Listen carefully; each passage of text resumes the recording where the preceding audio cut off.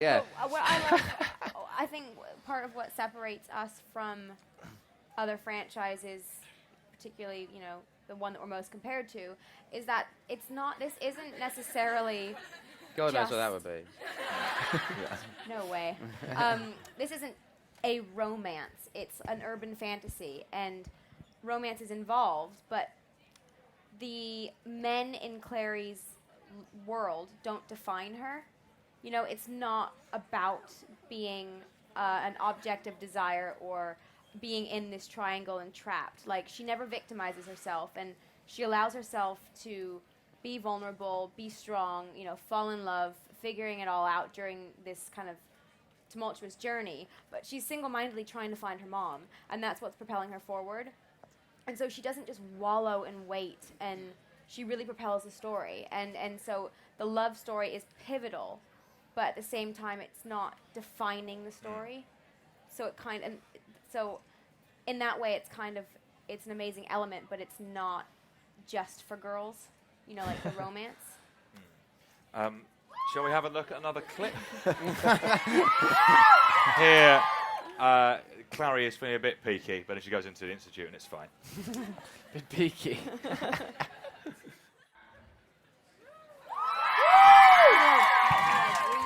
Jamie, take your clothes off, mate. Come on. Later, Robbie. Later. It is on, fair to say that you guys are topless, both of you, quite a lot in the film. That's actually in my contract. Yeah, I was going to say, was it contractually, so I'll only do the film if... Yeah.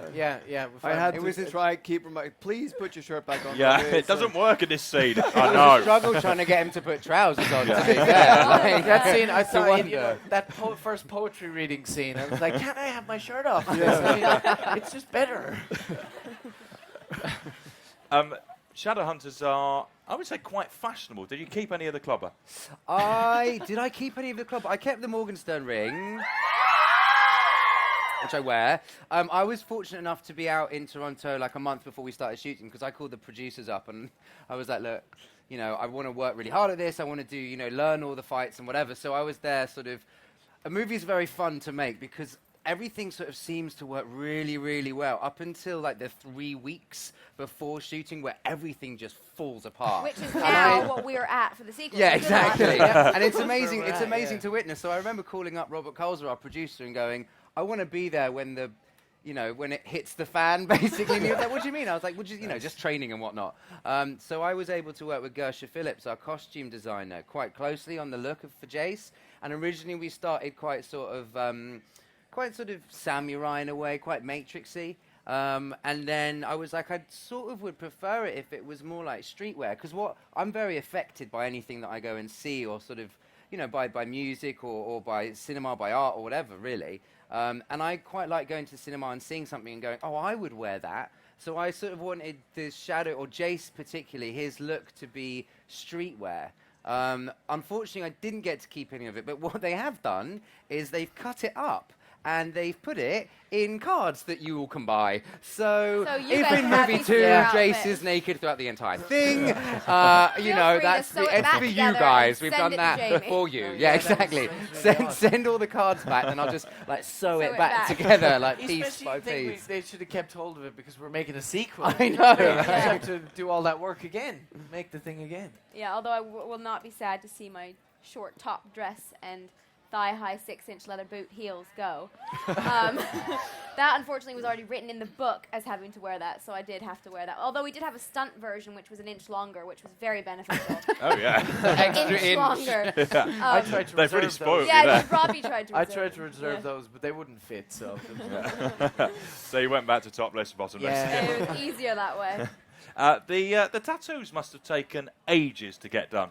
Are you tempted to get them done for real to save time in the makeup chair in the future? Kevin Zeger said the other day that if we get greenlit for like 6 movies, he'll get one done on his neck. The big one. The on neck his one? Yeah, No. I was like, dude, that is full blown. Like, that is anything above the shoulder is pretty full on. Only if production pays to take it off Yeah. after the 6th one. I might get Lily Collins' face tattooed on my face, Yeah.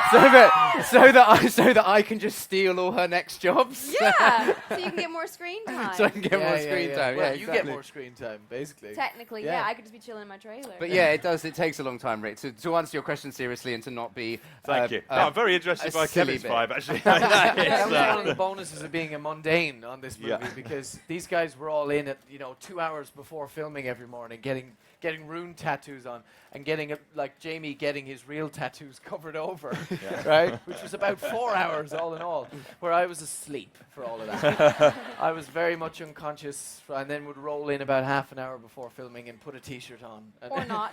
Or take it off. Or take off. You came even later when we didn't have to put that T-shirt on. Then. I love the fact, you roll in topless and you have to put a T-shirt I know. on. hey guys, I'm ready. I'm ready for my close-up.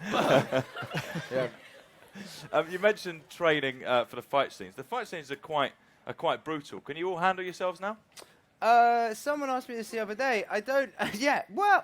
Yeah. No, probably. No. My brain's like a sieve. I very much learn it and then it goes away. But that was Harold really. Throwing that in there. He was very much whatever we can do, and as much as we can do, the better. So there was only one gag that I wasn't able to do. Same for you, and same for Kev. And so And that's it's unable great. because of insurance reasons, not because of physical reasons. No, we were like, you're thrown across the table and Getting thrown it into a slammed wall. against walls. Yeah. Yeah. I remember seeing that and thinking, my God, that girl is dead. She literally dropped like a Oh wait, no, fly. that's Jamie. That's Jamie. That happened quite That's a a bit. That dude. lady is dead. I want to talk a little bit about Jonathan Rhys-Meyers. In fact, let's have